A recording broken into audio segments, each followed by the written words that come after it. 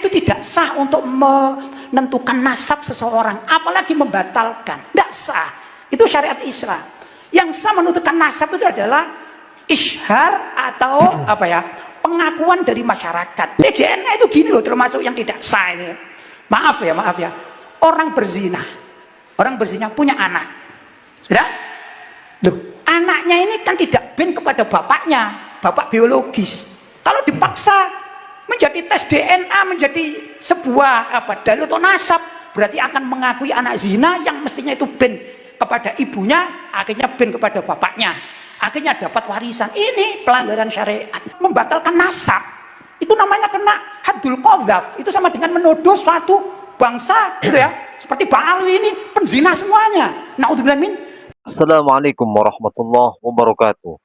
Alhamdulillah wassalatu wassalamu ala Rasulillah. Asyhadu an la ilaha illallah wahdahu la syarikalah wa asyhadu anna Muhammadan abduhu wa rasuluh. Amma ba'du.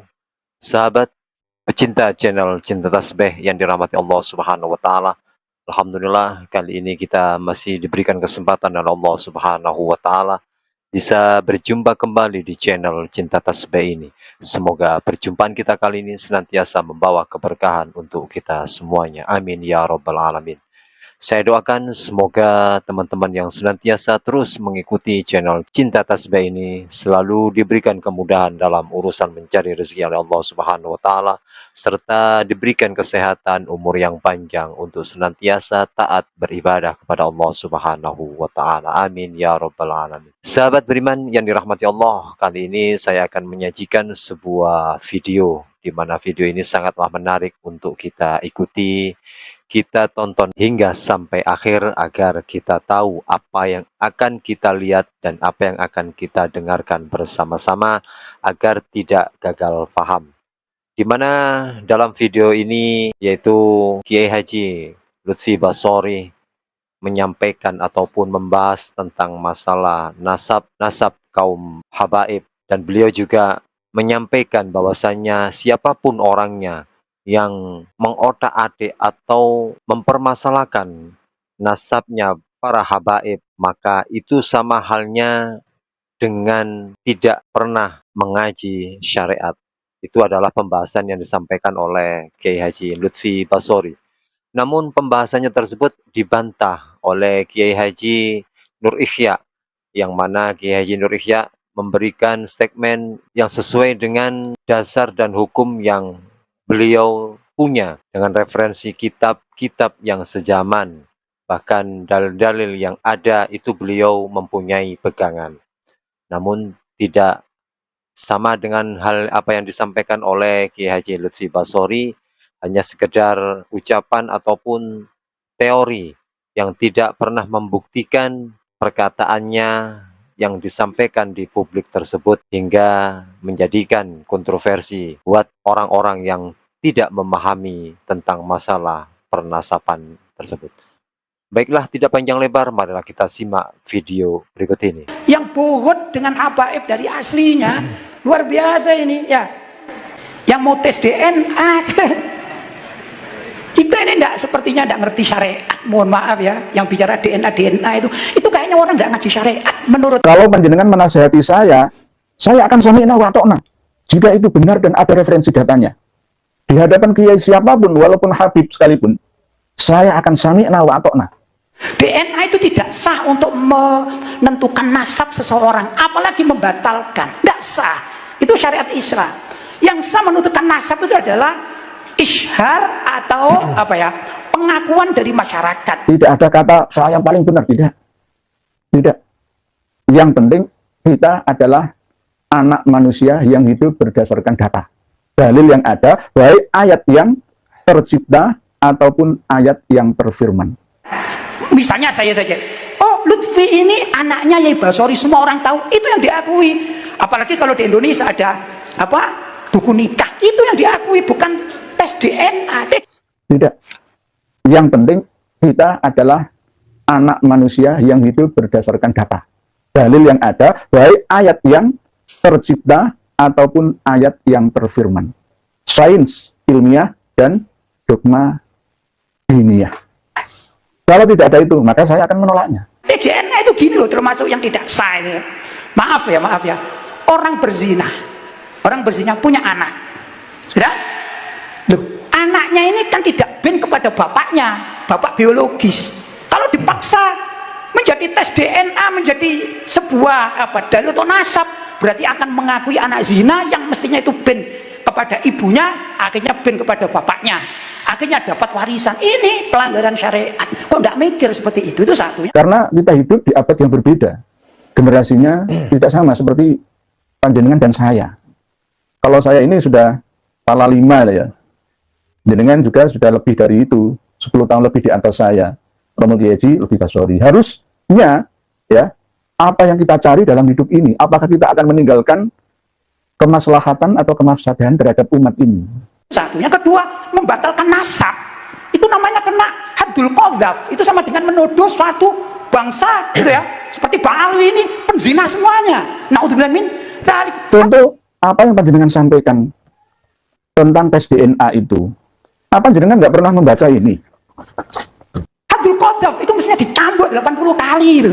Itu kalau bagi orang yang belajar fikih syariat yang benar. Karena itu lisan kita jangan mudah loh ya. Kita tidak suka dengan seseorang, anggap saja oknum. Ini NO lah ya, dulu belum ada NO garis bengkong dan NO garis lurus, itu belum ada, masih kompak NO.